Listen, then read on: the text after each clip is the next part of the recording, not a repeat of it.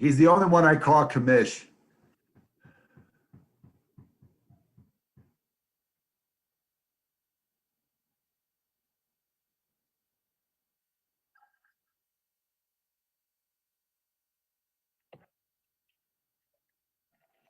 Okay.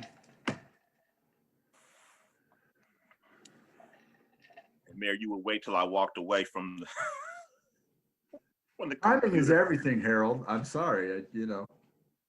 I'm fine. How are you? How is everyone? I could do without the snow.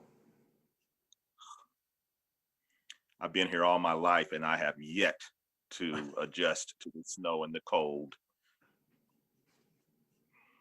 All my life. Chief, if you would, Chief York, if you would, when we start, give just kind of a brief update about the body cams.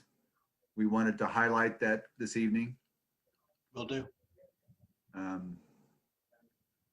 And I have to welcome Bridget Cobbins, introduced last week, but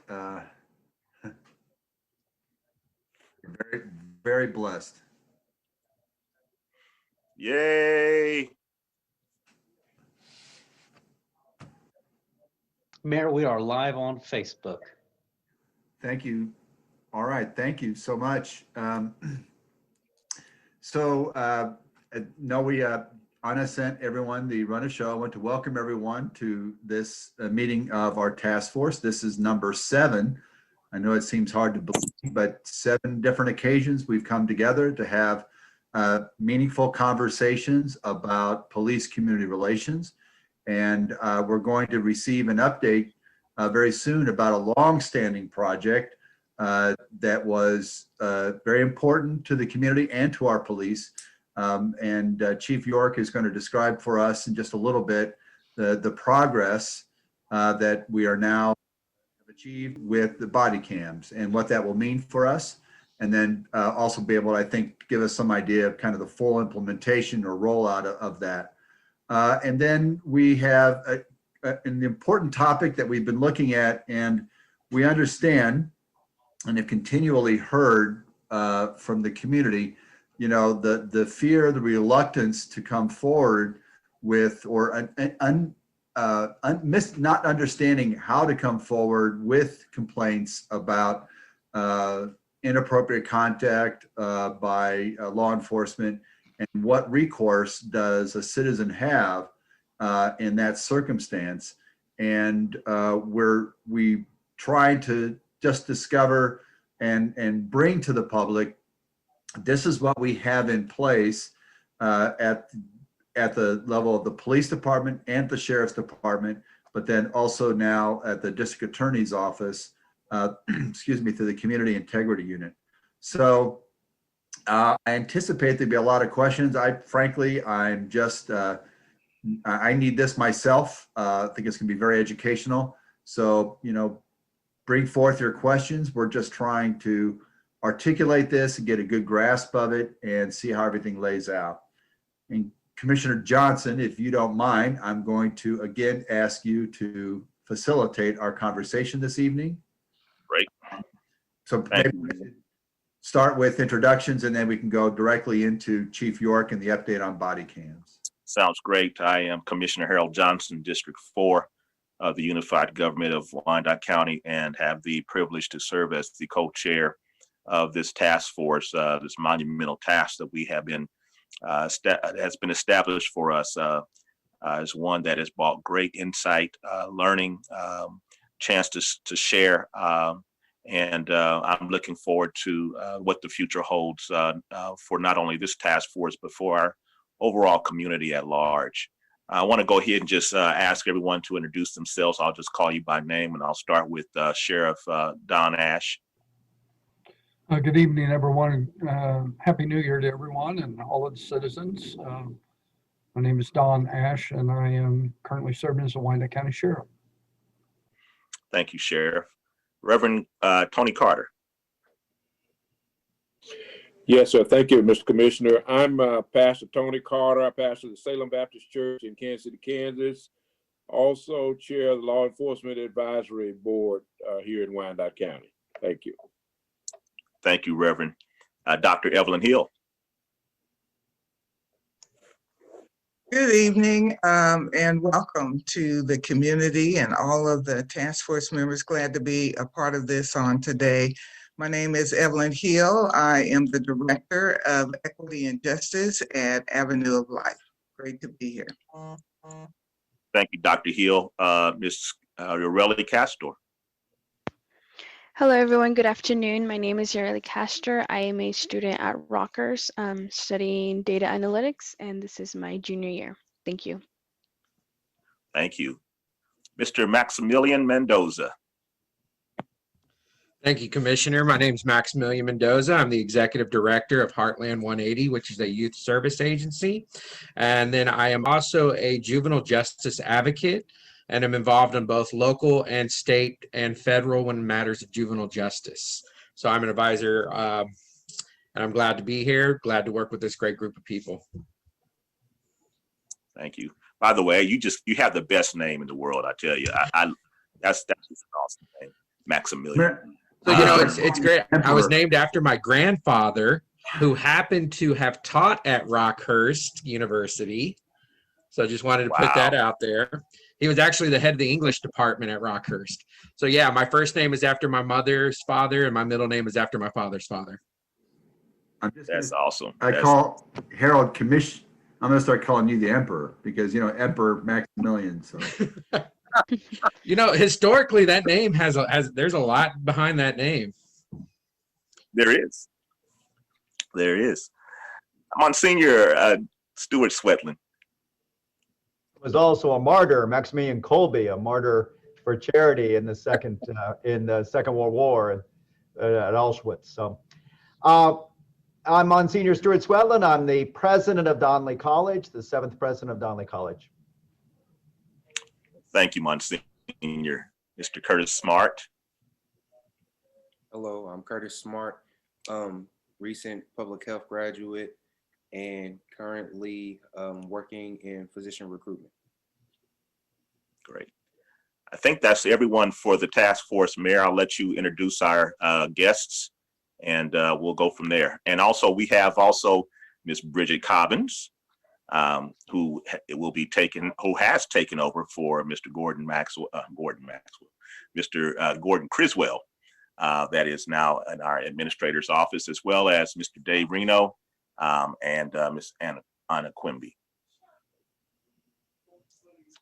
And we should also mention that if you're tuning in or zooming in and you have questions, just email us at cprtaskforce@wicokck.org, and we'll get the questions to the right person and get the information back to you.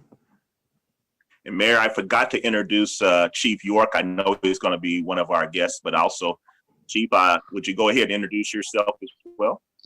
Yeah, Mike York, Interim Chief of Police. Thank you, Chief. It's in your hand, Mayor. Thank you. Well, so I'm going to introduce again, Chief York is going to give us, first of all, just kind of an update on the body cam and deployment of that and progress. And then Chief York, after we'll take some questions on that, and then you can go to your presentation on reporting. Okay. So the body-worn cameras are up and rolling, fully functional for the Midtown Patrol Station. The officers have been trained in the station and they are currently wearing them. That goes along with our Special Operations Unit. They have been trained and they are wearing their body-worn cameras as I speak. So we have one station, that's Midtown, and we have SOU that are wearing the body-worn cameras 24/7. Just in the short time that we've had those two stations equipped with the body-worn cameras, we have over 1,000 videos just in one station and our TAC unit. So this week, East Patrol is being trained. It takes 2 or 3 days to train all the officers and with the 3 shifts. They will be operational starting next week. East Patrol And then next week, we have South Patrol that will be trained and operational the following week. And then 3 weeks from now, it'll be West Patrol, Community Policing, and our traffic unit. So by February 22nd, I have been told by my colonel who oversees the body-worn camera system that we will be fully operational by February 22nd. And that means everybody that works the streets, everybody that drives in a police car that works the streets will have a new in-car camera and a body-worn camera on their person. I will also tell you the detectives have been trained as well with the body-worn camera. So not that they really use it very often, but they have been trained on it. So that's the update, Mayor. If you guys could, if you have any questions, please ask them now.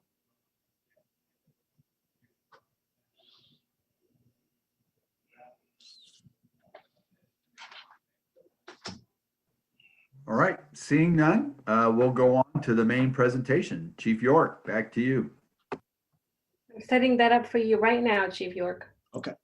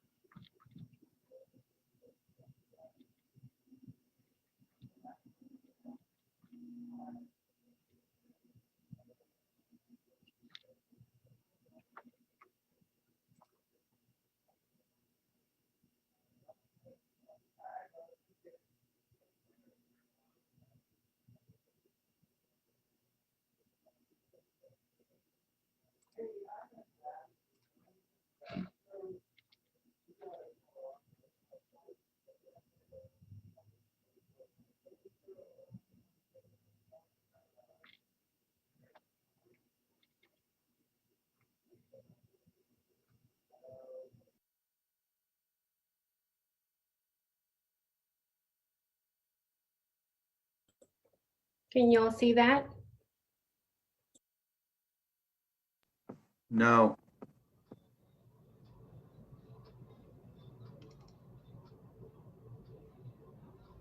It's up. Oh, wow. It's up now, Anna.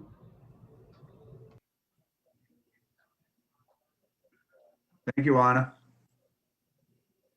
Oh, all right.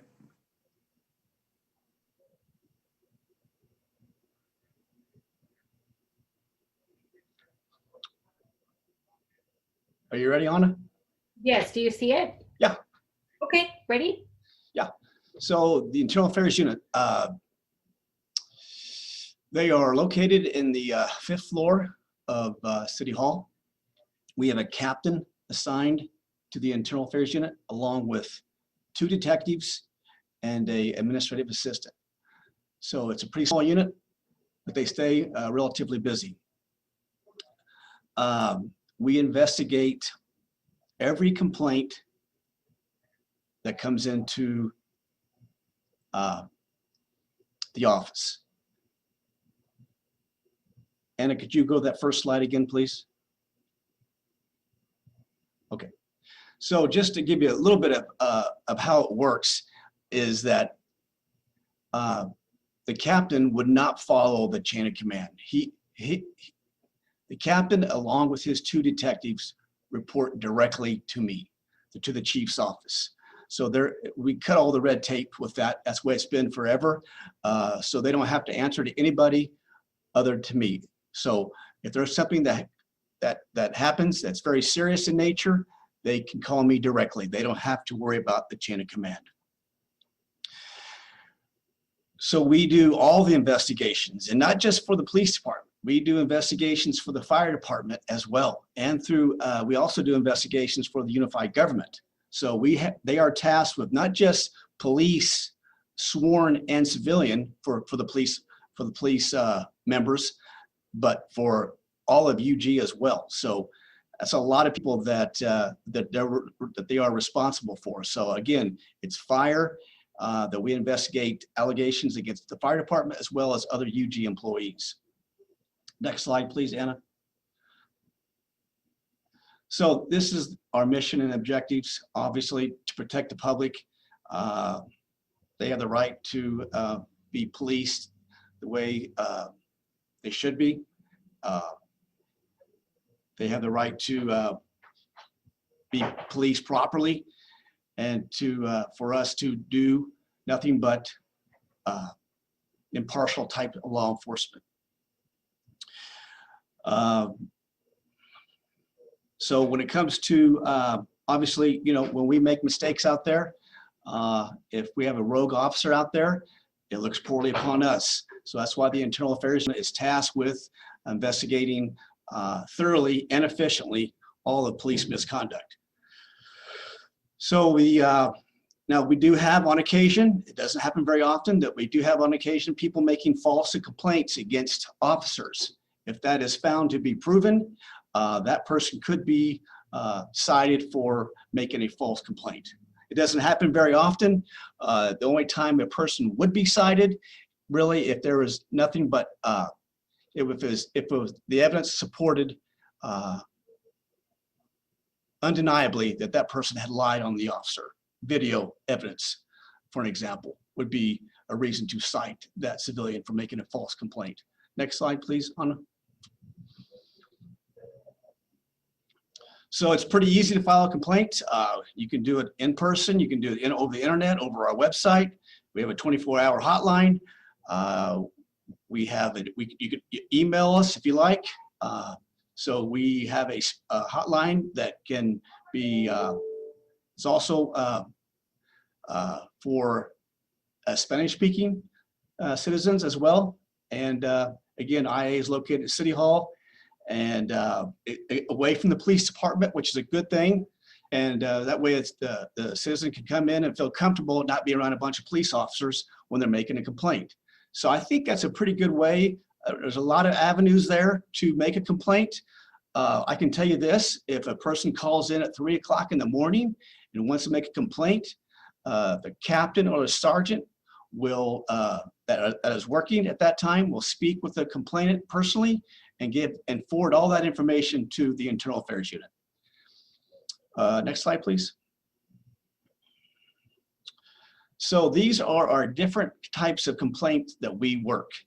I will tell you, by and large, most complaints are considered other contacts, which basically means it's an officer's, the bulk of them are attitude and conduct complaints. Officers not treating the public in a respectful manner. So that's the bulk of what we do. And simply enough, when we take that type of complaint, we ship it to the major over that division, and the captain and the major and the sergeants look into the complaint and talk to the complainant once again after Internal Affairs gets done talking to the complainant, and then investigates the complaint. Administrative complaints, that is a policy violation or alleged policy violation. That could be something as simple as an officer fails to do the proper reports. That would be an administrative investigation. Criminal investigations, that is when there are allegations of a crime that has occurred. The Internal Affairs will look into that, investigate it, and then submit their findings, all the facts that they have come up with, to the district attorney's office for review. And they will determine if there is probable cause to file charges against the officer. Next slide, please. So when it comes to criminal complaints, again, like I mentioned earlier, the DA's office is responsible for reviewing the file and determine if charges are warranted. I will tell you, if we submit a case to the DA's office and they decline charges for whatever reason, that case comes back to Internal Affairs and we investigate it for administrative violations. So just because it's a criminal and the DA's office feels like there's not enough evidence to prosecute the officers, it comes back to internal affairs and we look at it administratively. Next slide, please. So these are how we categorize the findings of complaints. We have 6 ways to define them. I can give you an example on a policy failure. We've talked about it in the past, where officers were in a high stress situation and they would get in front of a vehicle trying to get the vehicle to stop. They would position themselves in front of the vehicle to try to get the vehicle to stop. Obviously, the vehicle sometimes does not stop, so the officer is now forced to use deadly force. And so we have tweaked the policy. That's kind of like what we talked about with 8 can't wait, that they will not shoot at moving vehicles. So that was a policy failure on our part that we looked at, we evaluated it, we realized we were making mistakes and that we were putting ourselves in harm's way. And so we changed the policy. So that would be an example of a policy failure. A not involved example would be, a lot of times we get complaints about Kansas Highway Patrol doing something, or another agency in our city doing something. So we would take the complaint, however, forward it to the proper agency. Not sustained. So when it comes to not sustained, that tells me that the officer and the complainant have conflicting stories, and there's not enough evidence to discipline the officer when it comes to the allegation. So if the officer is accused of doing something like a improper use of force, however, we cannot prove that the officer did what the complainant is alleged without facts and evidence to prove that, it would be not sustained. Okay, next slide, please, Anna. And once the complaint has been investigated and there's a disposition, we will send a letter to the complainant advising them of the disposition. We also do 30, 60, and 90-day letters letting the complainant know the status of their case. And next slide. And these are our numbers for the last 5 years. As you can see, from total complaints, I'm very proud of 2020 to have 94 complaints. That's significantly down from 2019. So as I said earlier, the bulk of our complaints are other contacts. So they're minor complaints, which doesn't make it right, but nonetheless, that's the bulk of what we do when it comes to complaints. So now you can see down below there, the officers sustained discipline on other contacts. So suspended twice, given points 11 times, and verbally counseled 1 time. So that, I think, is the end of my presentation, Anna. Unless there's a next slide.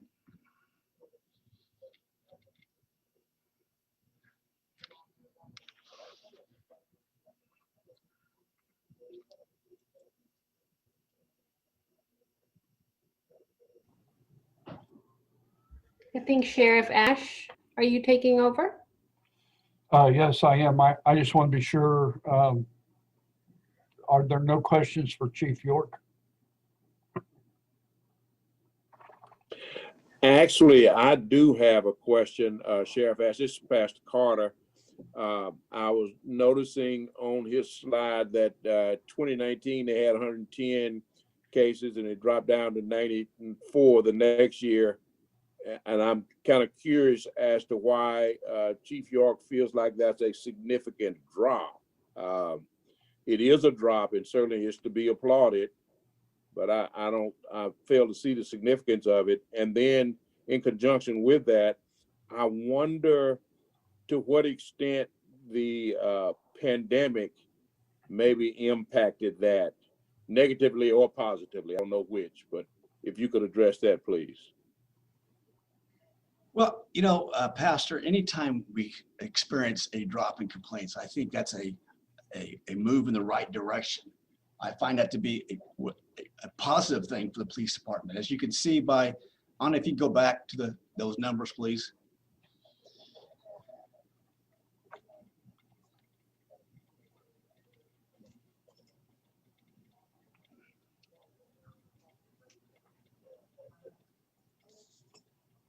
Yes, working on that for you. Okay, all right, that's fine.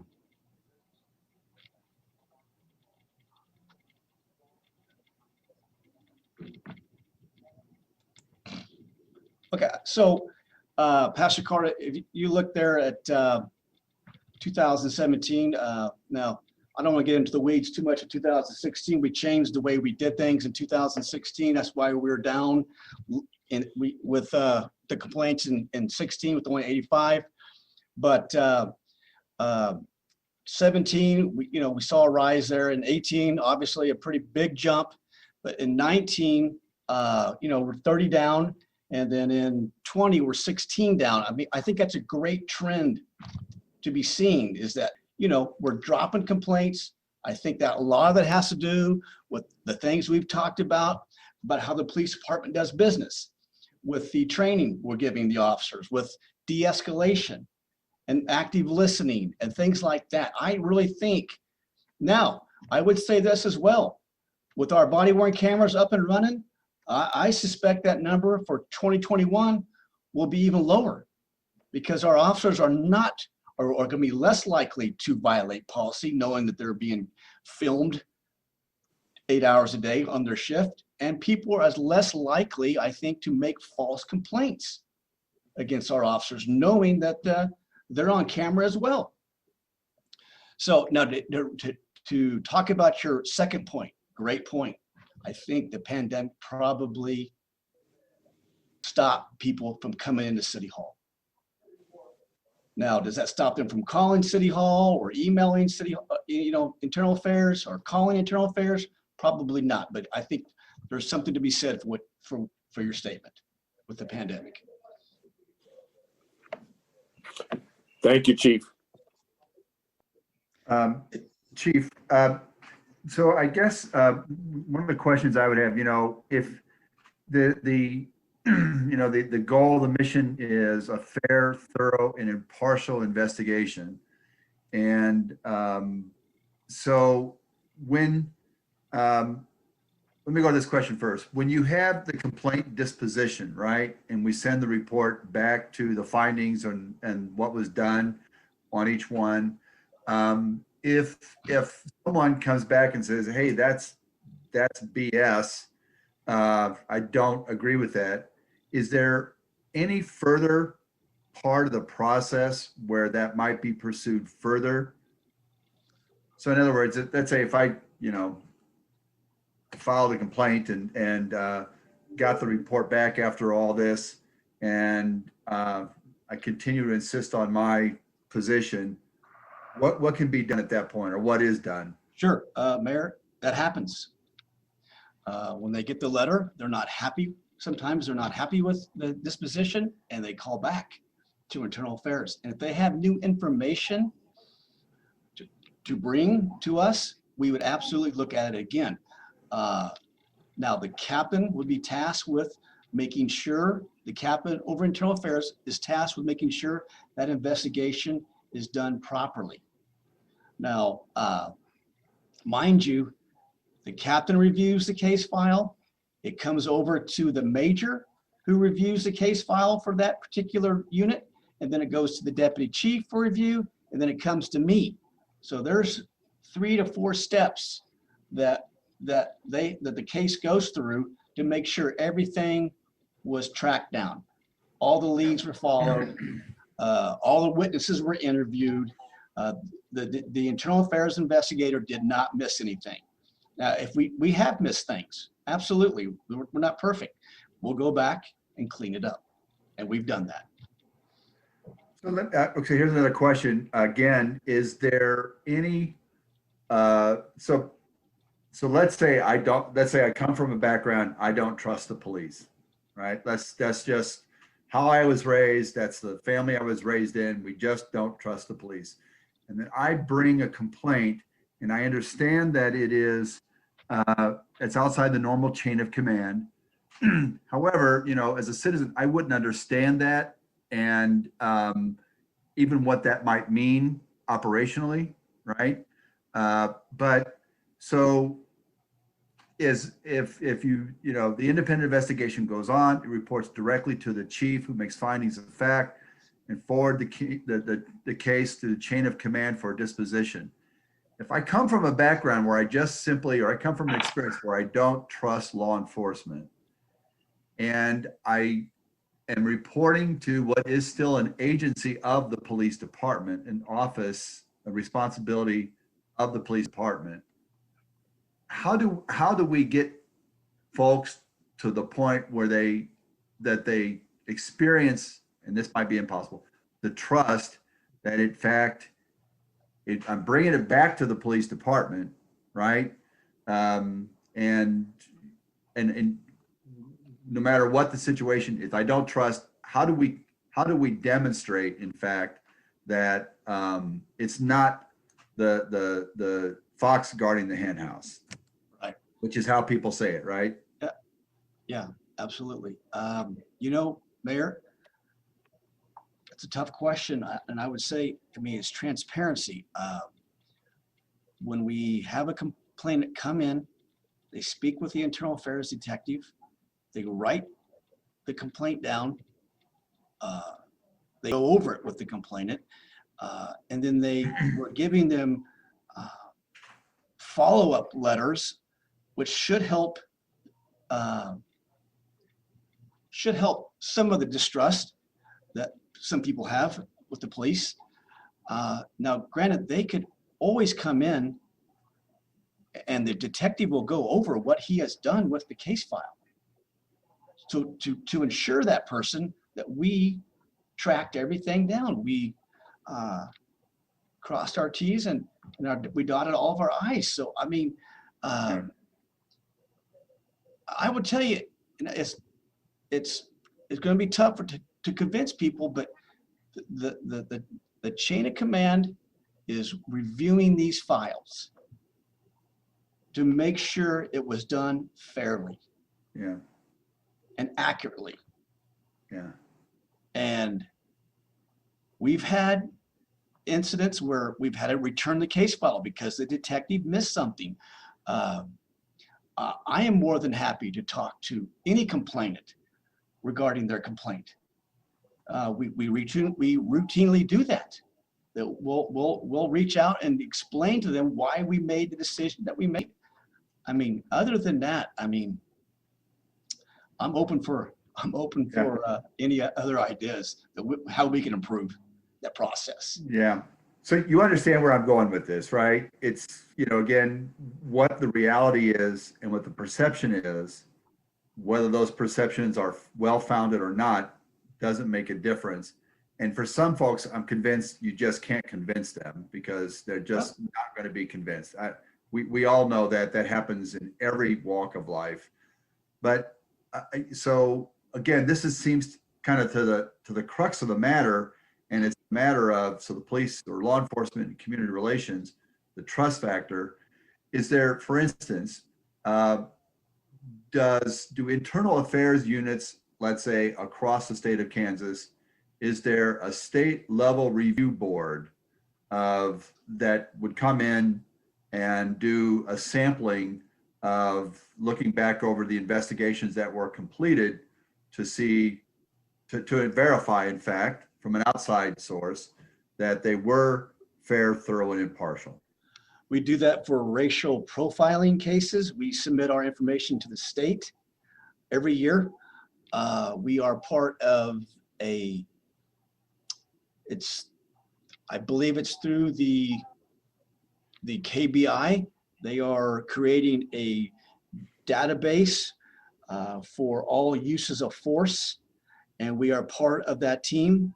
And so that's going to be up and running in 2021. But for in a KBI type of agency, that's who you're referring to come in and to look at our cases, every case that we have, or do some type of audit on our cases. That doesn't happen. Okay. Let me ask you, is that something that you said you're looking for? Is that something that you think would be helpful? Because again, if we're trying to build trust, again, trusting, as I do, that they're fair, thorough, and impartial, to have someone from the outside look at it and say, yep, they really were. No, Mayor, I would absolutely welcome that. Okay. I have no problem with anybody coming in and looking at what we did. I'm that confident of our detectives and our captain of that unit that we are fair and impartial. So and thorough. do you know, is that kind of discussion ever happened at the state level? I could reach out to Kirk Thompson with the KBI. He's a KBI director, and ask him if that's in the works. I'm going to say no, but I'm not for sure on that. Sheriff Ash might be able to shed some light on that. Yeah. I've never heard that in Chief discussion. York, before we, I'm sorry, go ahead, Sheriff Ash, I'm sorry. I have never heard that issue in discussion there, but to go along with what Chief York was saying, if I had somebody in that position and they said, well, Sheriff, I just don't trust, I would work with them to say, okay, well, who would you trust? Or who would you be comfortable if we brought them in to review our investigation, be sure that we did it thoroughly? And then as long as somebody come up with a reasonable, suggestion, I do think there are agencies that we could utilize at the state level, for sure. Possibly the Attorney General's office, possibly the KBI upon request, to come in and look. Maybe the Commission on Peace Officer Standards and Training. They have investigators that investigate situations involving law enforcement officers and make a determination if they're going to pull their credentials, if they're going to decertify them, for example. Possibly to reach out to them and say, hey, we'd like one of your investigators to come spend some time up here and review this and be sure that we conducted this investigation. They have no dog in the fight here, if you will. They have no interest here. So I think it's possible that we could do it. And I certainly, like Chief York, if we had a complainant, I'd sit down with them and I'd say, well, tell me what would make you comfortable. And if it's reasonable and doable, I have no reason not to do it. Right. Well, I'm going to suggest just that you have every reason to do it, because again, you need the trust. You need that trust in the integrity of your operations. And so it is, in fact, in the interest of good community police relations to do that. Sheriff, Chief York, one quick question about the process. I noticed you have, there are 14 open and pending cases still there. Are those reflected in the number, the 94 total complaints? Is that already reflected in that number or no? Yes, sir. It is. It is? Yes. Okay. Chief Those York, cases just don't have dispositions yet. this is Evelyn Chief. Thank you for the presentation. I have a couple of questions. Under the 2020 sustained other contacts discipline issued, the 2 days off, is that with pay? No. Okay. Suspended without pay. Okay, and what does it mean, 11 points? So that means 11 different times officers were issued point violations. So failure to provide correct and proper service is 15 points. That's an example of what a point system looks like. Being tardy for duty, 5 points. Failure to inquire about an assignment, 25 points. So we have a point system for violations. And so Go ahead. Like, what's the maximum amount of points that would equal termination or something like that? Okay. Good question, Dr. Hill. So if an officer within 1 year time reaches 40 points, that's a day off. He exceeds 40 points, he gets a day off. And then, and from there it's progressive. Okay.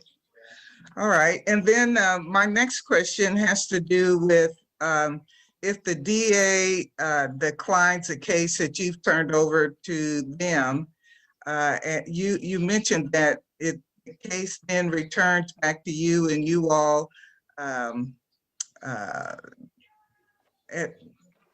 do something administratively on your end. Right. So you all have said, okay, this police officer committed a crime. The DA did not agree that they had enough evidence to prosecute. So when it comes back to you, does the officer go back to work, or is there some type of severe penalty that you do in the police department? How do you handle it when you have admitted that a police officer has committed a crime, but the DA can't prove it, and it comes back to you? Now, what do you do? No, so Dr. Hill, when we put a criminal case file together, we have the complainant's statement saying that the officer, this is making an example, the officer stole money out of my wallet. Okay? The officer comes in and says, I didn't steal that money, blah, blah, blah, whatever. Okay? And there's no witnesses to that. But it still gets submitted over to the DA's office for criminal review. So they review the case. They come to the conclusion that there is not enough evidence to support a criminal charge. Okay? It comes back to the PD as an administrative case. We then look at the case administratively. What did the officer do? Did he violate any of our procedures and policies? And if he did, he would be disciplined. So again, maybe an example would be you didn't steal the money, but you made a mistake over here when it comes to properly tagging property. So that's an administrative violation. You're going to be disciplined for it. I'm hoping that makes some sense. There's a lot of scenarios out there. There's a lot of cases that the DA reviews, and there's like, so that's one of the simplest ones I can think of, that if that makes any sense to you. Thank you, Chief. I was just wondering, if it was a case where, like with George Floyd, say the officer did not follow protocols with the use of force policies that were in place. In his case, we could see the evidence. Well, Stevie Wonder could see the evidence. No, I'm just kidding. I mean, we could see the evidence, but I just wondered if it was a case where actually a life was involved, somebody was killed or shot or something like that, and the DA couldn't prove it or didn't find enough evidence, then I wondered how you would do that administratively. Well, if there is no criminal charges forthcoming from the DA, we would look at the officer's application of force. And if he stepped outside of our policy, but not in a criminal nature, yes, he would be held accountable. And that either could be through training or through discipline or through both. A lot of times we'll discipline officers for making mistakes on a use of force, and we will also provide them training so they won't make the mistake again.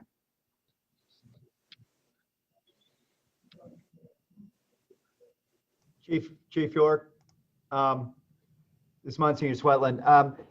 Following up on that, because my questions were the same, were there cases, what I'm trying to square, and maybe it just be the categories on this.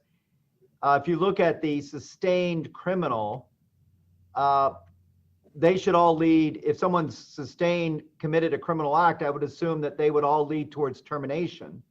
But yet the termination numbers don't add up to that. So is that just something I'm missing here on looking at these numbers? Yeah, I'm looking. So you're saying that 2 sustained, okay, Monsignor, what that would mean is there are criminal cases that are still pending. They have not been terminated, but they have been suspended without pay. So the case is still active. And we even go up to 2017, there was 4 and no terminations. 4 criminal sustained. Yeah, I'd have to vet that out and figure out why that is. I'd have to pull those cases, Monsignor, and find out. I don't want to exactly create what- work, but I'm just, for the sake, since others are watching and looking at these numbers, I would assume if someone has a criminal sustained, part of their penalty will be termination in most cases, unless it's a very minor, speeding violation or something like that. I'm just, I was given the answer just now, so let me clarify. A lot of times, Monsignor, criminal charges are filed and then they resign in lieu of termination. Okay, so that's not counted as a termination. Right, Thank you. right. That makes sense now. Yeah. I was trying to figure out these categories. So it's good that, people hear that. Thank you.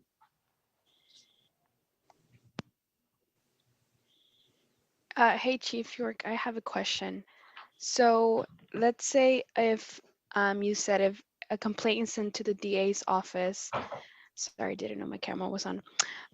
Let's say it's sent to the DA's office, they don't find any sufficient evidence, they send it back to you guys, and you guys have your internal investigation.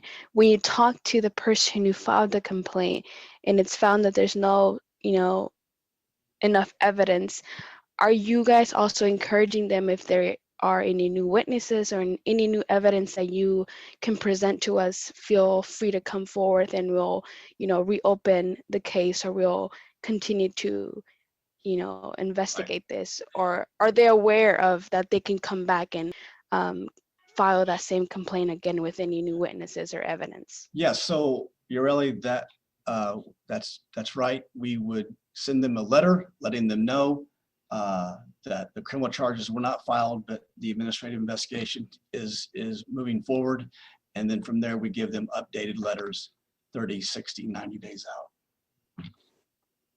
Okay. But, is there room for improvement on that? As you mentioned it, yes. I think we could do a better job in making sure that they understand, hey, that the DA did not file charges, and that, please come forward if you have any more information on the allegation.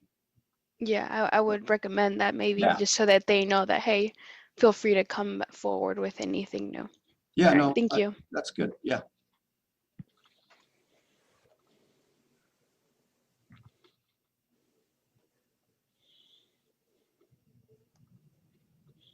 Okay, let's go ahead then.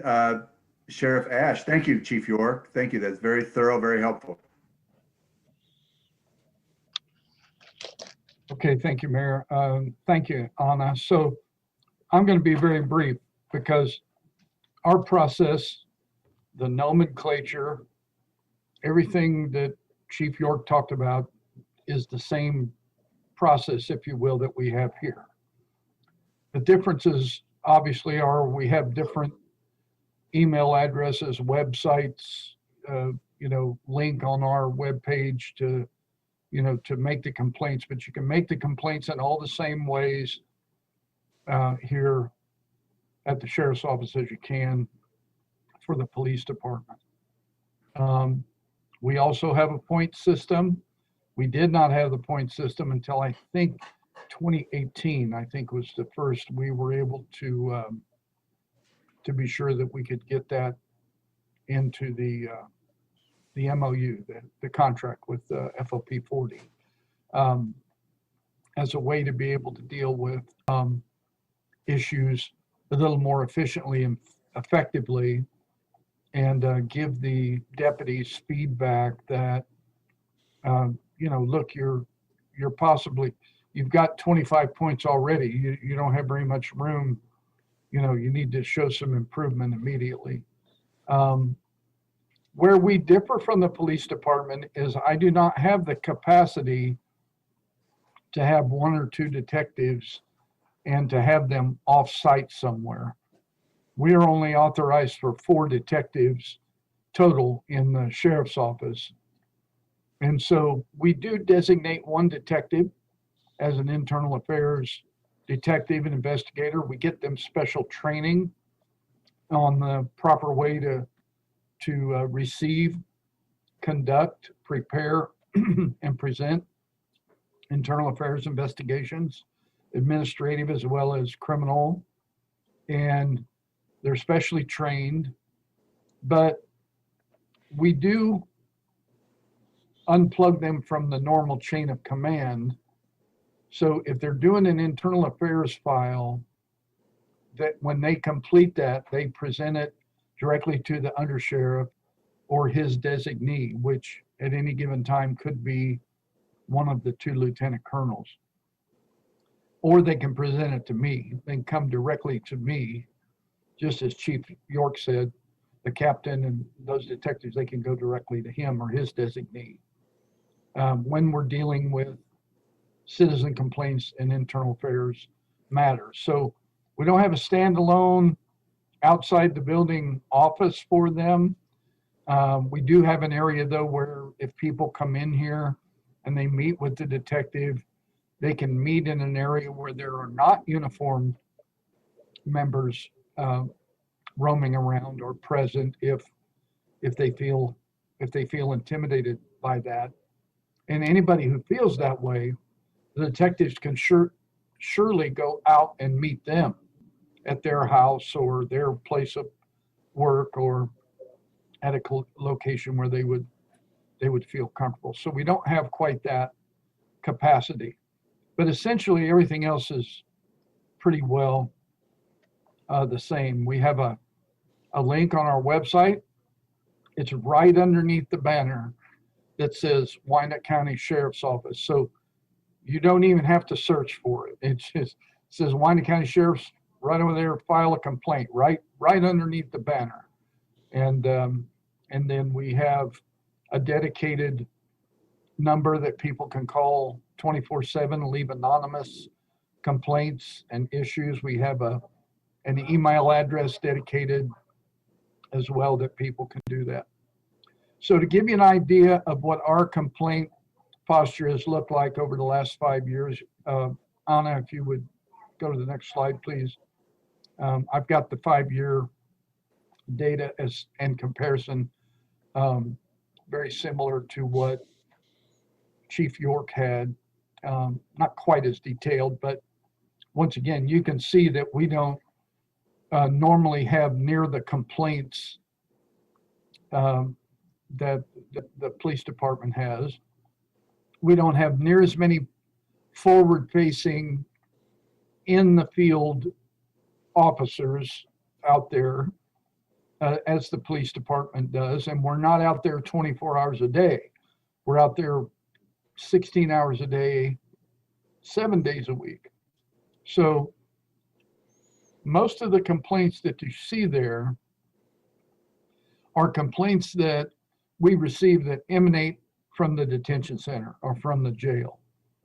An in custody inmate will make a complaint that,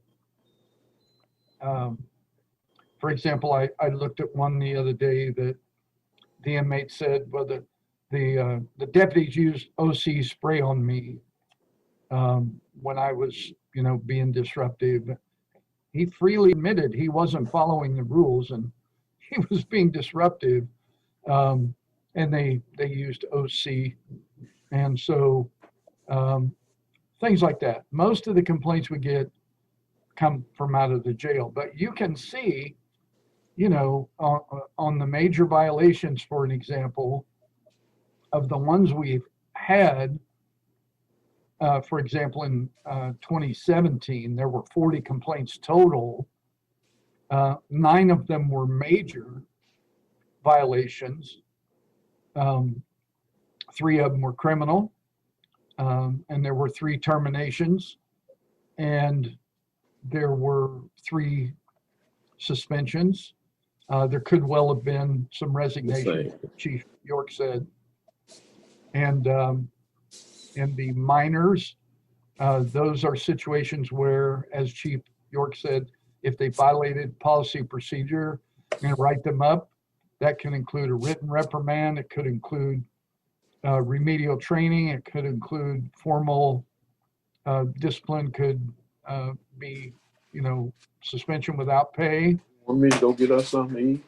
So, and then you see how many are unfounded or not sustained. And so the numbers are fairly consistent, although we feel very, very good about the fact that from 2018, 19 and 20, the numbers are lower than 16 and 17. So, and that's really all I have.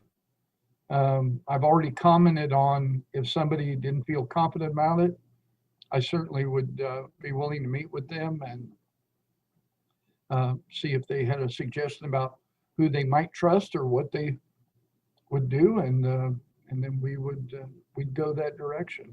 We'd look that way. So I'll be happy to answer any questions.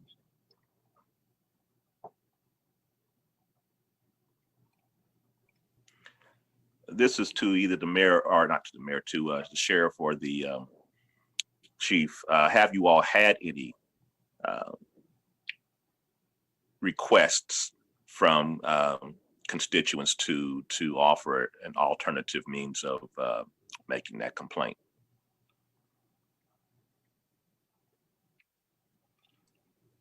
Commissioner, this is Sheriff Ash. No, I have not received any, but proactively, there have been a number of situations over the years that I've been here where we just simply requested an outside agency to do it. So the police department, internal affairs, has done a handful of them or so for us over the years. I've utilized KBI. And I currently have one that Leavenworth County Sheriff's Office is doing for us. Okay.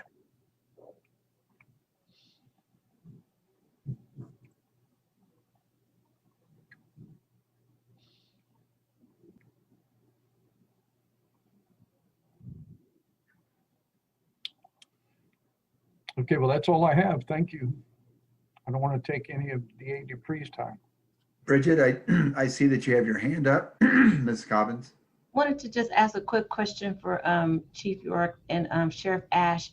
You both indicated that if an individual who submitted a report, that if they weren't satisfied with the type of services that they were offered, that you both were open to say that they could reach out to you. On the application, does it give an indication that the public has that opportunity to reach out directly to you, or is it just that you're just saying that you would be willing to do that, but is it available to the public so that they know that that is an option? Yeah, Bridget, when we give the disposition letter, there is a phone number for them to call. That answers your question. Directly to the chief? If they're, No, that's what I'm asking. Okay, no, it would go, the telephone number would go right to internal affairs, but and then the internal affairs captain would take the call and vet it out. And if it rises to the level that I would need to call that person back, or they could call me, yes. But no, to answer your question, the disposition letter goes strictly back to internal affairs when it comes to people calling back, not to the chief's office. And I would just say, Bridget, as an elected official, I'm I'm open to anybody contacting me all the time.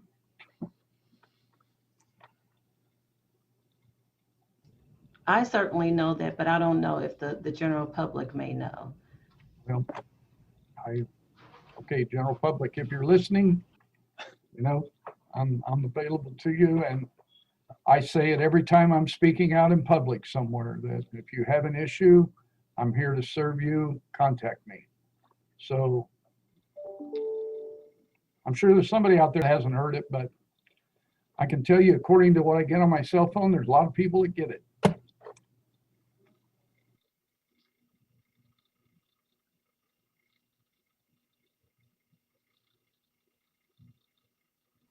Okay, thank you. And we now move to District Attorney, Mr. Mark Dupree.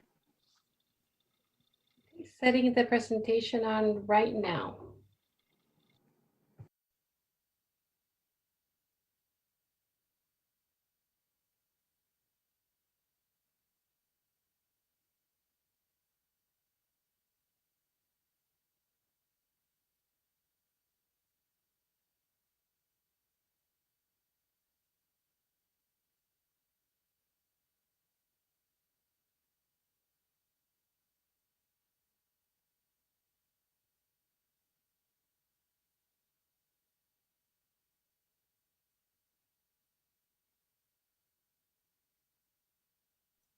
Can you all see it?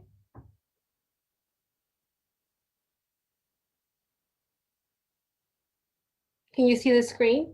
Yes, we can. Yes, we Thank can. you, Anna. Yes, Sorry. it's up.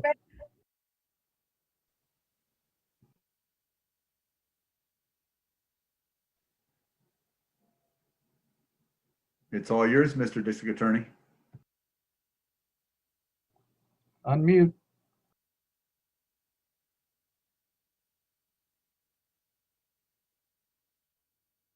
All right, can you hear me now? All right. Yes, we can. I was just talking away. My goodness. All right. Well, as not to say everything over, thank you for allowing me to be here, and congratulations, Mrs. Cobbins. Okay, so the Community Integrity Unit, and throughout this presentation, I'll try to answer some of the questions that I heard throughout the sheriff and the chief's presentation, as to kind of head them off from the start. And so, born and raised here in Wyandotte County, and practiced as a criminal defense lawyer for a decade before coming into this office. So seeing all sides of this criminal justice world, and having grown up in the inner city, lovingly called as the high crime area, I also know the reputation and the lack of trust that I experienced and others experience in the community with law enforcement, no fault of their own, and likewise, definitely no fault to many of those who are serving now. So the Community Integrity Unit, if you can go to the next slide. The mission is accountability, transparency, and community trust. Point one, citizens now can voice any complaints of Wyandotte County law enforcement to an independent investigative branch and the Wyandotte County District Attorney's Office. This removes any appearance of impropriety. Having an independent investigation of these situations with no internal bias is critical for validating any findings. And so when this came to our attention, I'll tell you, it was directly after the George Floyd situation. And one of the commissioners or task force members talked about it a little earlier, and there was quite a bit of outcry, and the community began to speak. And amongst that speaking, the voices that we heard were that folks didn't feel comfortable going to the law enforcement agency that they're complaining about to voice their complaints.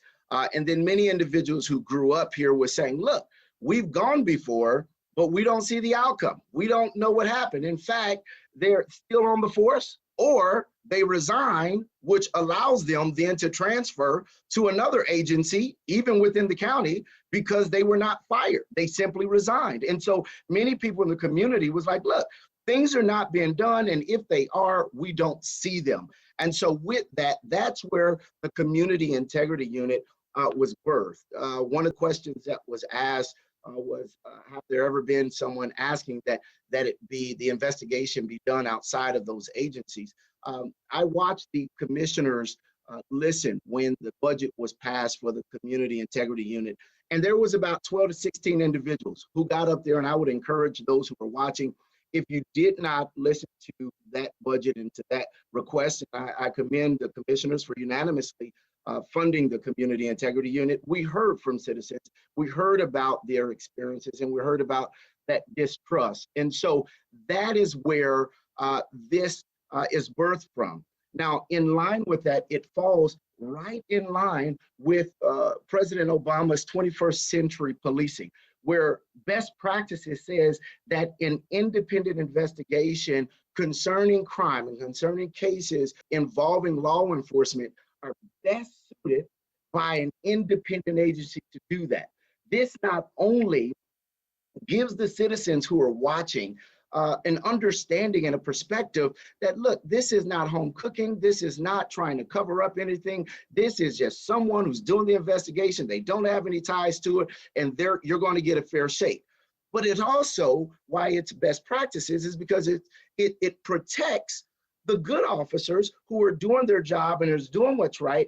And they need for those officers who are not so good to be called out, reprimanded, and when need be, terminated. And so it gives an all-around protection for both law enforcement as well as the citizens. And so with that, we are not KCKPD, we're not Edwardsville Police Department, we're not the Sheriff's Department, but what we do have are certified law enforcement officers over here who are now independently doing the investigations when community have those complaints and they don't feel comfortable or feel secure about calling in to any law enforcement agency here in Wyandotte County to make that complaint. And that unease may be because of their past experience.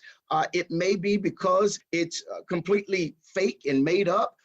But it could simply be because of the history of racism in America and specifically with law enforcement, that it ties itself to it. So sometimes it's right, sometimes it's wrong, but if you're law enforcement, you have to wear the history like you wear your uniform and try to do what we can to make sure that we're not putting people in a position where they don't feel like they have an avenue or venue to express their concerns.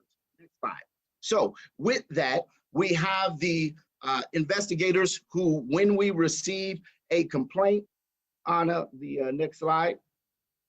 Once an individual, thank you, has a complaint about a law enforcement officer of any of the agencies in Wyandotte County, they can call our bilingual hotline there, where they would be able to speak with the folks in the the Community Integrity Unit, or they would be able to leave a message, in both English and or Spanish in concern of what their complaint is, what their issue is.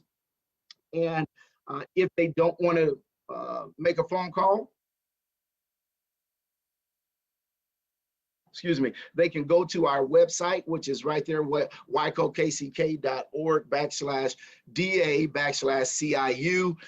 There is a complaint form where it is interactive. They can do it right there online. You don't have to print anything off. You can fill it out right there online. And once you push submit, it automatically comes to the Community Integrity Unit. And or you can email the Community Integrity Unit at this email address there. And you can submit your complaints and what your issues are. In either way, the moment that it comes to the Community Integrity Unit, it will then be assigned to one of our investigators, one of our certified law enforcement officers, who then will return a call to you within 72 hours. Depending on the volume that's going on, they will personally reach out to you and have a conversation with you on what's happening and how it happened and what your complaint is. Next slide, please. To walk through the investigation, there's no set for time limits on how long an investigation will take. but it should not be prolonged without cause. So if someone's calling in and it's something simple that we can absolutely figure out without having to go and gather video footage and going to talk to even the officer or talking to witnesses, then it's something that we can resolve pretty quickly and come down with a conclusion. However, if it's something that we're going to have to reach out to the sheriff or the chief and say, hey, this is the complaint, we want to sit and talk with your officer, we're going to have to set that process up. They're going to have to either get their lawyer or get their FOP representative or whatever they're going to do over there to bring it to all set up and have that conversation. And so depending on what the situation is, it may take longer. Some is longer or will take longer than others. Investigators will review all complaints made through the CIU. So from excessive force to criminal activity to being rude and disrespectful, and to determine whether or not we believe that those complaints should be substantiated or unsubstantiated.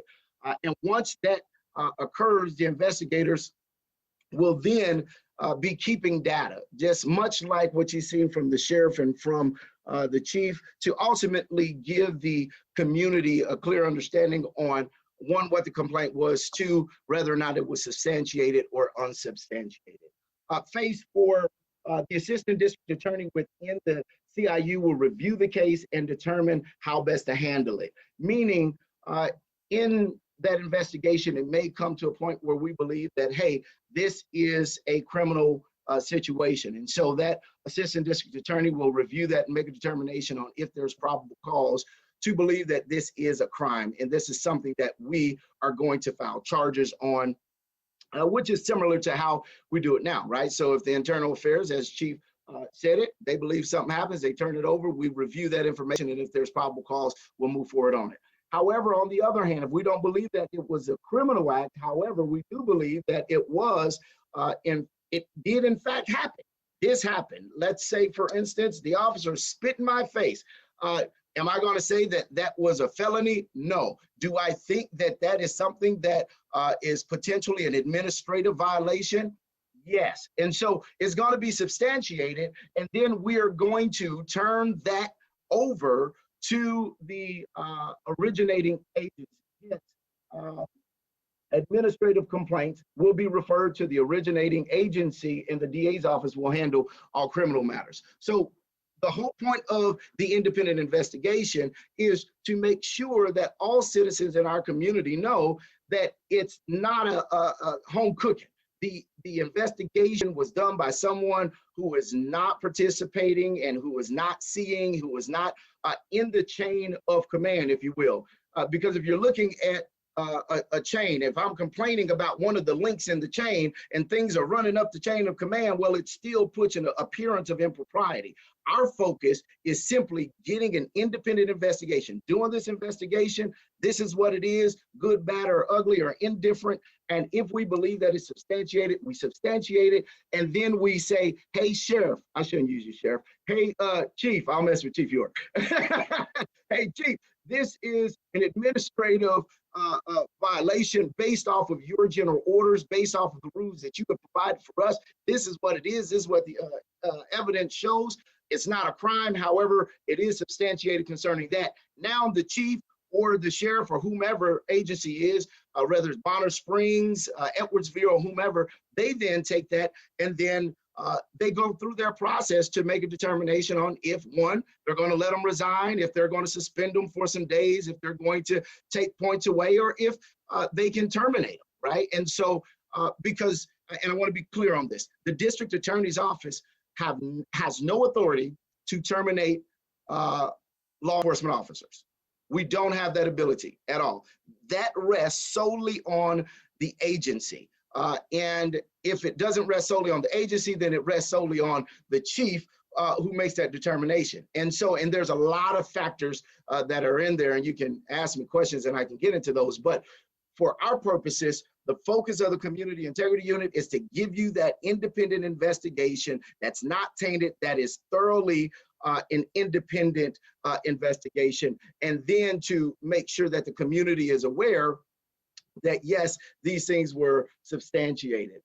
Phase 5, next slide. And folks, I'm almost finished here, and I'll open the floor with questions. The CIU will determine if one, administrative complaints are substantiated or not substantiated, if criminal complaints will be charged or declined. As the chief and sheriff talked about earlier, there are some cases that we may get, and we may in fact believe that it happened. But we can't get this witness to come forward and testify, either because they're afraid of their life, or because they skipped town, or because they don't want to participate. Well, that doesn't change the fact that it happened. So yes, it happened, but we can't charge them criminally because we don't have a witness to put on the stand, right? And so some cases will be substantiated, but some cases will be filed for criminal charges, and some will not be. And any further actions need to be taken to address any other violations that will then be brought to us. For instance, if we get into something and more crimes are happening or situations occur, then we will potentially reach out and talk to the Kansas Bureau of Investigations and say, hey, need you guys to come in. This has expanded from simply a complaint to what I believe now something that is more. Our investigators have the ability to investigate and to determine whether or not crimes occur from simple assault to all the way up to felony. If a felony gets involved, we will respect what the agency's protocol is, and that is usually bringing in an outside agency, as is the case with most of the law enforcement agencies here in Wyandotte County. And I want to be clear that most of the agencies, in fact, all of them now, and especially when you're dealing with officer-involved shootings, they bring in an outside agency to assist in making sure that that perception of home cooking is dealt with. And so if something occurs to that level, we will continue to follow through that protocol. Next slide. And so to conclude everything, if there are any complaints, they can submit them to the bilingual hotline that's here, the complaints that are available, as well as to the email. That's all. And so you can take that off. I will hit just a couple of the questions that was asked earlier. If the complainant is not satisfied with what is done, what is said, or once we turn it over administratively back to whomever and they hear nothing about it, or nothing is done disciplinary wise, well, the next step that citizens have is to contact the Kansas Law Enforcement Training Center, which is also acronym KLETC. That's where law enforcement receives their certification, and they can make formal complaints concerning their certification of that specific law enforcement officer. They also can contact the Attorney General if they're still not satisfied, and they can make formal complaints to them as well. And there are different protocols that the KLETC has that they can then follow up on that investigation or follow up on the lack thereof and do their own investigation. But again, it's all about the independent investigation. That's the whole purpose, the whole process is to give individuals an opportunity to have their voice heard. And many of them, I believe, may in fact be unsubstantiated or non-substantiated, but for the ones that are, they have a voice. And so that is the conclusion of my presentation. And so I will now entertain any questions that you have for me. And I would just like to say that I think mine was even shorter than Sheriff Ash.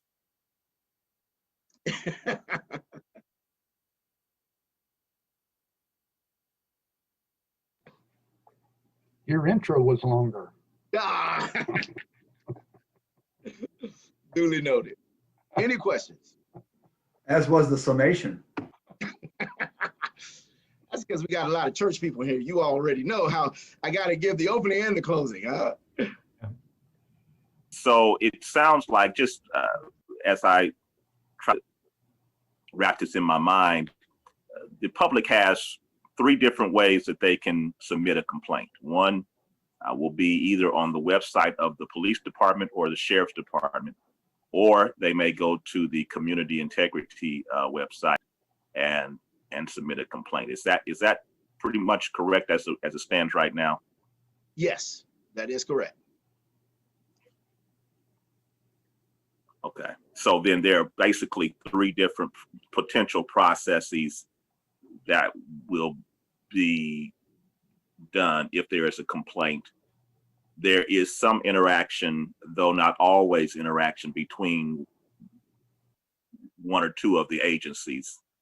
Just depends on the nature of the complaint. Right. For instance, if a complaint goes to KCKPD Internal Affairs, they're not going to reach out to me, right, and say, hey, heads up, this is something we're doing, unless I'm wrong on that, Chief. So, because they have their own administrative stuff. Now, if it becomes a crime, then that Internal Affairs will reach out. Whereas whatever comes here to us, and I've explained this to all of the department heads, meaning policing agencies, that if we get a complaint on any one of your agencies or officers, I'm going to immediately notify because I think it is only right for them to know the complaints that are being said and that it is being investigated, because our hope is that that cooperation with that investigation will not have an issue at all there. And so this community integrity unit is, again, I think it's important to note that both of what the chief and the sheriff have done or are doing has been in place for years, right? But once George Floyd happened, members of the community who were disenfranchised is much of what the mayor said, because of whatever history in this county and in this country, finally had a voice to say, bull crap, they ain't done nothing, I want something else to be done. And so this gives voice to so many, quite frankly, minority Black and brown folks in this community who don't trust law enforcement, and gives them a voice and an outlet to still feel like something can be done. And the fact that there is parallel things happening and communication between the 3, I think we get to a place eventually, hopefully, that the community of all races and standings will be able to see that not only do you have an opportunity to express your concerns, but you will see transparent accountability, meaning that the community will see law enforcement leaders dealing with the bad law enforcement. Because here's the thing, you got good cops, you got bad cops. You got good preachers, you got bad preachers. You got good lawyers, you got bad lawyers. Bad does not mean corrupt. That just means they don't need to be law enforcement.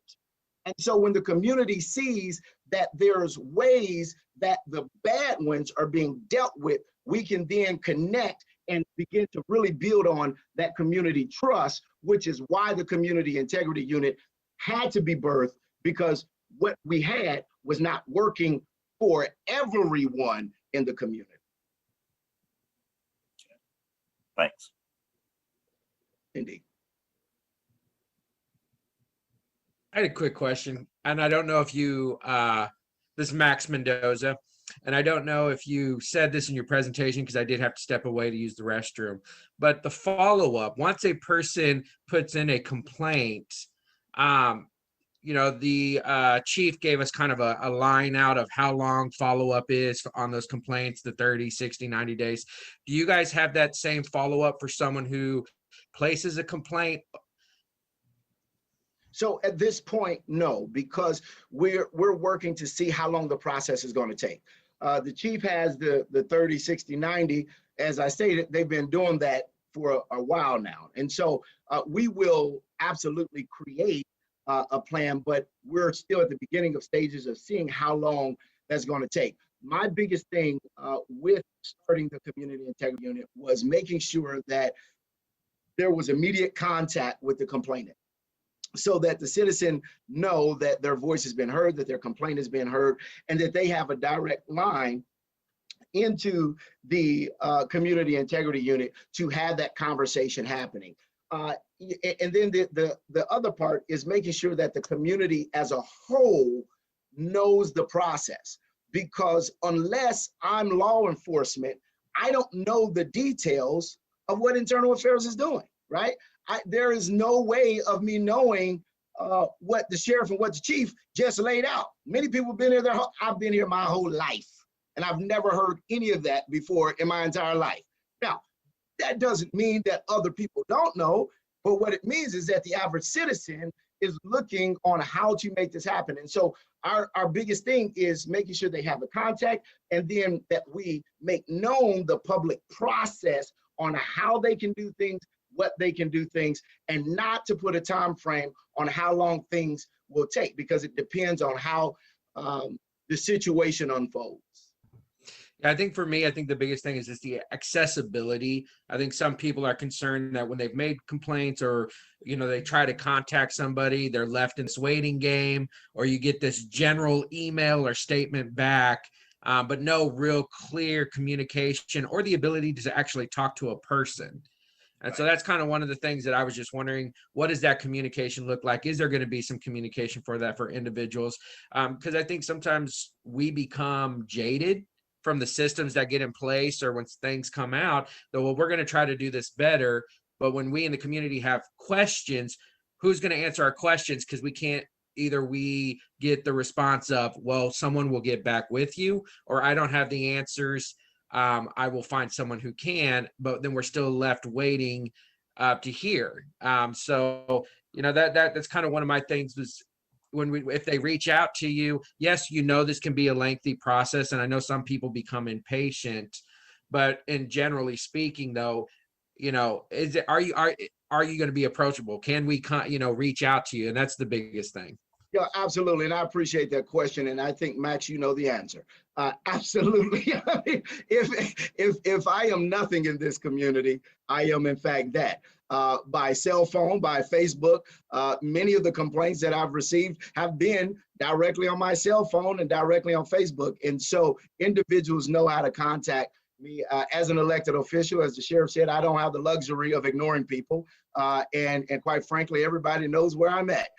And so the whole purpose of this is to give people an opportunity and to give them that voice. So yes, they will continue to be able to contact my office, and they'll be able to have phone calls with the investigators and the attorney in the CIU. So absolutely. Thank you. Mark, Monsieur Swetland here, Stuart here. Mark, if a complaint comes to you, you let the sheriff or the chief know all of that. What happens to the individual police officer while they're under investigation? Are they able to function fully as an officer, or are they, you know, put on some kind of administrative, paid administrative leave? Or what happens to an officer who's under investigation from the CIU when it comes to while the investigation is ongoing? Thank you so much, Monsignor, for the question. To revert back to the administrative aspect of things, and I'd like to try to be very clear on this. I have no authority over the policing agencies to hire, to fire, to suspend, which is why communication with the heads of those agencies is so important. And so I would relate all of the information that I'm having and getting to the chief and or the sheriff of any agencies, whether it's Bonner Springs, Edwardsville, KU, so on and so forth, KC, KCC, all of them. And then they then will have to make a determination on if they're going to do paid leave after reviewing the information that they have. And I do believe that means that they're going to have to receive some type of information showing that this is a substantial issue or not. And then they're going to have to make that determination. But me as the DA, our job is to simply investigate it independently. And then their job, if it's not criminal, then it's their job to determine what they're going to do with inside their department or their agency. I don't have that ability. Chief, I guess I'd follow up and ask you then, what would normally be if you got something from this unit, this new CIU, about how you would handle it internally? Well, Monsignor, I would tell you, it really depends on the allegations. So if it's something significant and severe, that person, that officer would be put on leave. So there's a bunch of scenarios out there, and they all have make a different decision on each one of them. So a serious allegation where he needs to be removed, then absolutely that person gets either paid or unpaid leave. The only thing I'd be concerned of, with the two not dueling, I shouldn't put it that way, but parallel investigative agencies is drawing this out in such a way that someone could go through completely internally, someone not like the results, then take it over to the DA's office. And now we're going on and on with the same accusation that may well be unfounded. And I'm worried about that police officer being sidelined for a long time. And quite frankly, that hurts the community as well as hurts the individual officer. So I'm just concerned that the rights of the officer too is taken into consideration during these investigations in a way that doesn't sideline someone for a lengthy period of time. I absolutely agree with that. And I think that's where communication is important between the DA's office and all law enforcement agencies. If we don't know, then we don't know. And if they don't know, then they don't know. Our process includes calling the agency and saying, this is what's happening. If the chief or the sheriff and others want to let us know that, hey, this has already been investigated, willing to send you our reports so you can review it, then that may be something. But I'll tell you that a lot of times, depending on what it is, and I don't want to speak out of terms, but they are contractually bound by their contract with the union to not be able to allow outside folks to see stuff if it's not criminal. And so there are some things, Monsignor, that only that contract allows for them to see. And then that contract only allows them to be able to do certain things depending on what that investigation has. So there are tons of rights via that contract that those agencies deal with and go through. But on our end, there will be open communication in concern of what we do. And again, we don't control what happens to them. They do, and that's all on their administrative side. And I see that again. I guess what I'm mostly concerned about is something like double jeopardy, where the poor officer who is actually innocent of whatever accusation is going through, double jeopardy with two different, and all of a sudden you're talking about months and months of time sidelined. So we just have to be, I think, cognizant of unintended side consequences of trying to have a totally transparent and fair way of handling complaints in our county. So that's what's, I'm just thinking, I know this is all new, so we don't know how it will actually play out, but I could see that as a problem, especially if I'm sort of angry at an officer and I want to make their life miserable. I could prolong this for a long time with this parallel system if there wasn't checks and balances and ways to make sure that doesn't happen. I appreciate that concern, and I'm sure that we'll all take that into consideration. But I also look at that and say, I think it's worth the risk for that individual who is wronged by someone in uniform and who has for decades not had someone to speak to. And so I think that this attempt for transparency and accountability ultimately builds trust for our community. Will there be hiccups? Yes. But until every person in our community feels that they can trust the law enforcement in our county, then nobody in our community feels that they can trust. And so whatever we need to do to make it happen, we'll fix those glitches and keep rolling.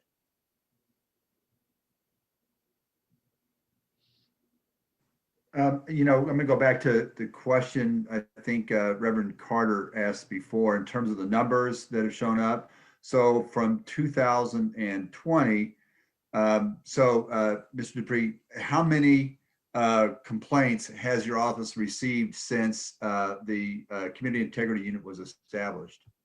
So the Community Integrity Unit was established and up and running as of a week and a half ago. And on the date of that week and a half ago, we've received nearly a dozen already. And so that is something that has come in by phone and by complaint and through other agencies who have reached out and said, hey, we want you all to look into this. And so, so I want to be clear, we received the funding in 2020, but literally the hiring process, getting those funds and so on and so forth, did not allow us to hire the personnel until this month, which then last week, then we were able to go ahead and get the ball rolling, get the number established. And so, so that's where we are at this point.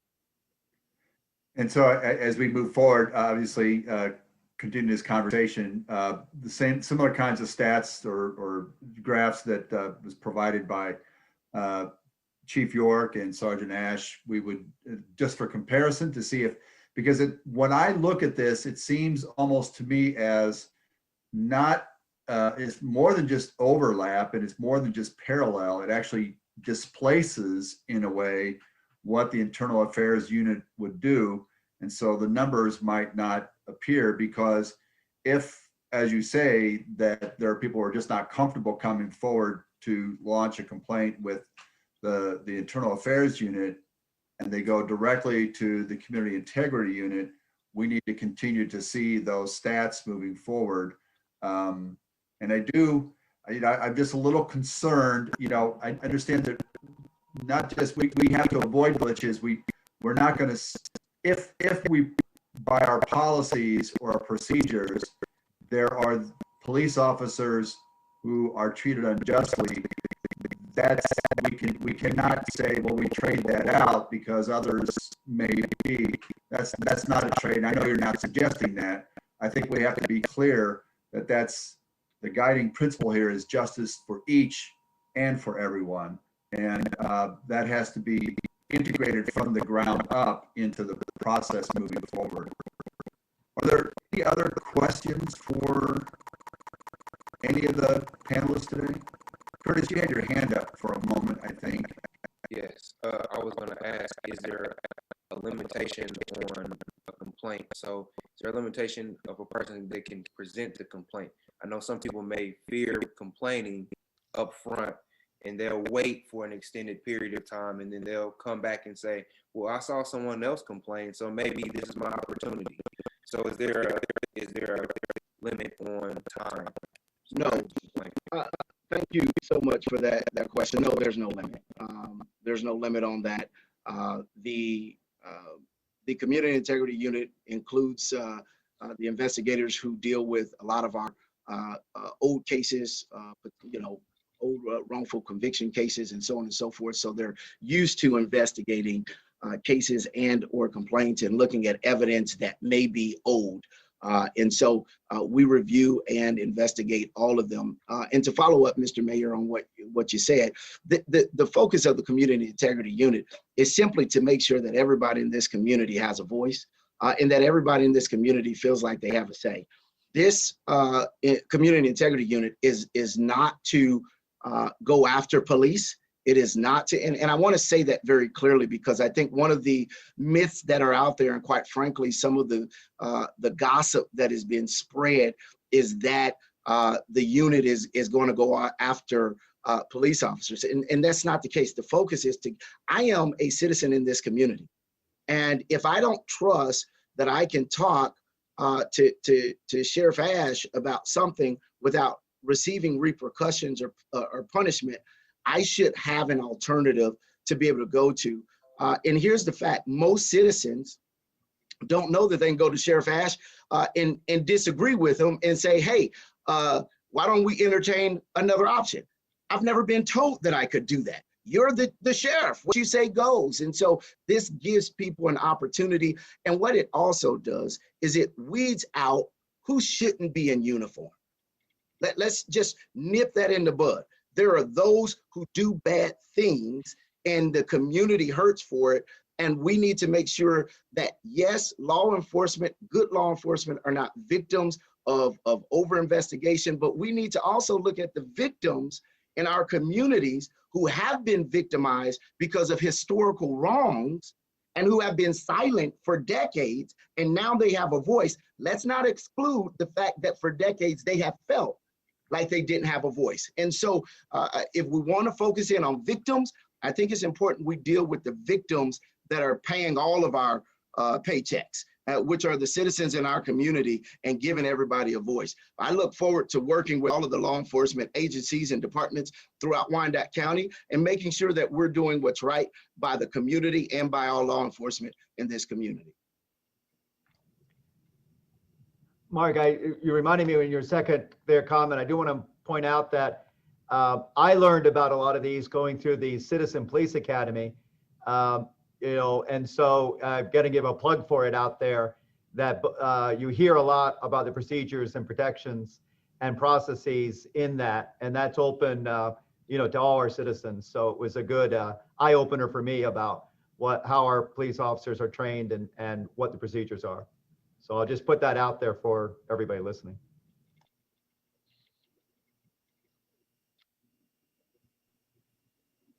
I would double down on that, Monsignor, for any citizen that is curious about how the police department works.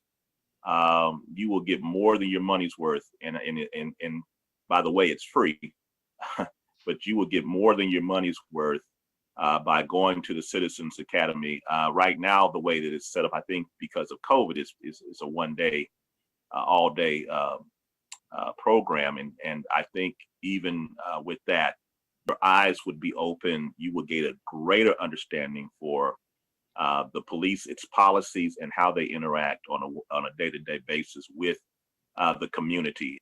And I would encourage anyone, particularly those that hold critique against law enforcement, to give it a shot, to make an appointment through the police department, and to go sit in, and then it will allow you to ask questions face to face, one to one, as well, and it will be a great learning experience more than anything else. Very fulfilling.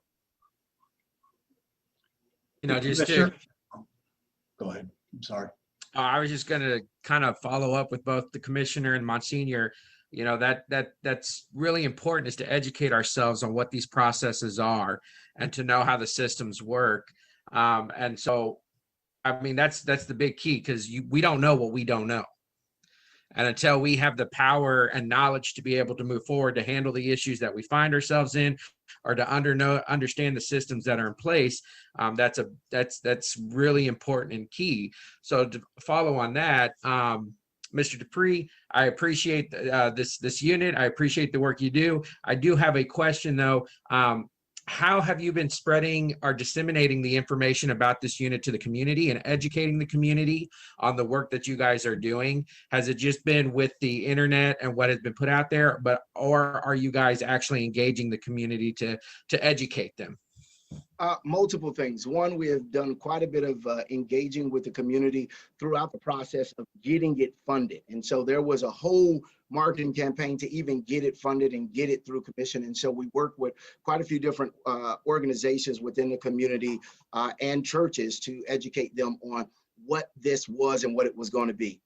Having said that, now that we're a week and a half into this thing, our focus is on the website, our social media platforms. We also have some other marketing plans that are coming within the coming weeks to continue to educate folks, as well as mailers, because not everyone, though we enjoy social media, delves into social media. And so there are marketing plans for the coming weeks and months to continue to educate the community on ways that this will work. Thank you. Indeed.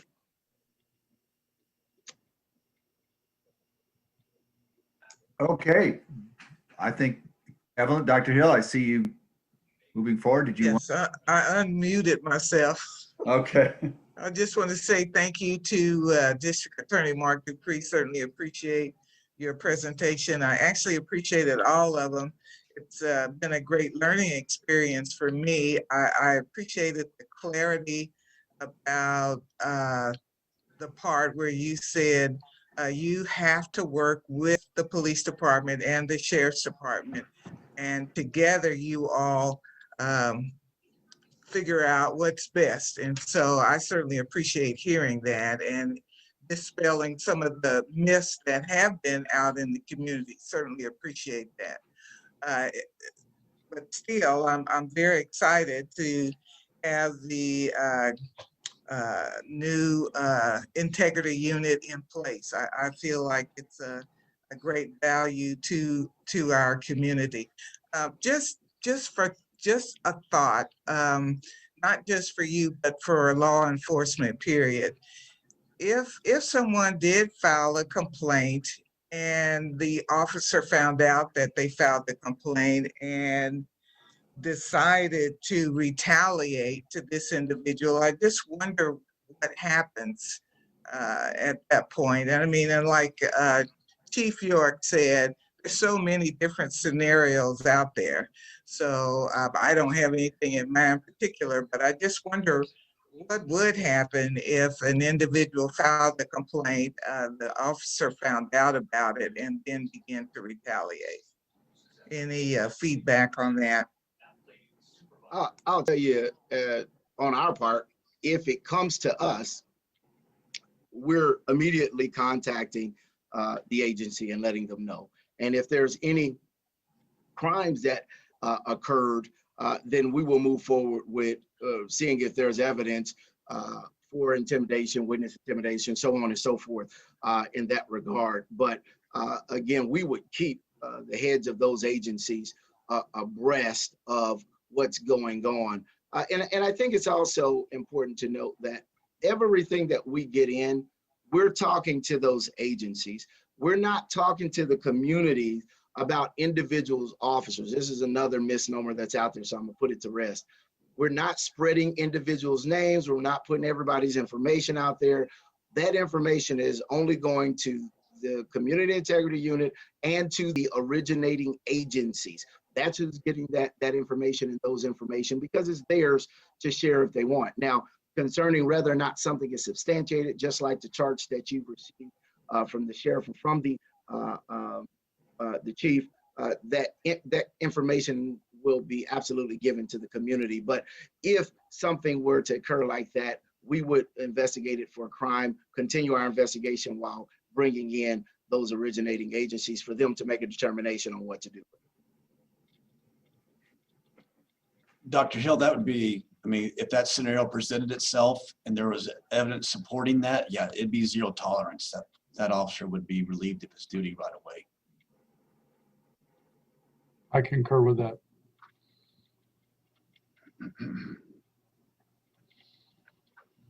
Okay, well, I want to say again, thank you to all of our participants. Thank you, Chief York. Thank you, Sheriff Ash. Thank you, Mr. District Attorney Dupree. Thank you to all of the members of the task force. Again, these are meaningful conversations. I challenge anyone to show that we are not trying to take a good, straightforward look at these issues. And I would encourage us, as Maximilian suggested, we do have to educate ourselves. We have to encourage our constituents, pay attention, zoom in on these presentations, go back to the archives. They're available on the website. Please do this. The only way we're going to move forward is if we continue to communicate. So thank you all, and we'll see you next time.